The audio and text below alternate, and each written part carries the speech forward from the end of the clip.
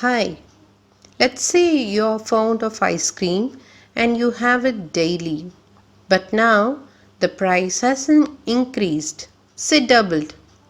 Would you consume it daily? Or if not ice cream, then I'm sure you would be able to think of such good for which you observe such behavior. So this is called to be demand. Also, if you notice these discounts, buy one and get one free or 30% off, 10% off of such promotion schemes helps to understand the tendency of demanding more at less price. It's called to existence of demand. The demand means is a desire backed by purchasing power of money. So, we demand less at more price and more at less price.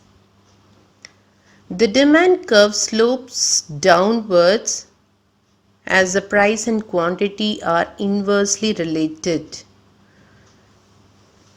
In this diagram, x-axis represents the quantity demanded and y represents the price of the commodity.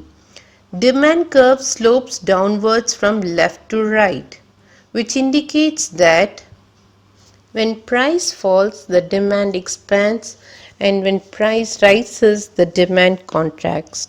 If the price of the good increases, then the quantity demanded decreases, with all other things remaining constant. Thank you.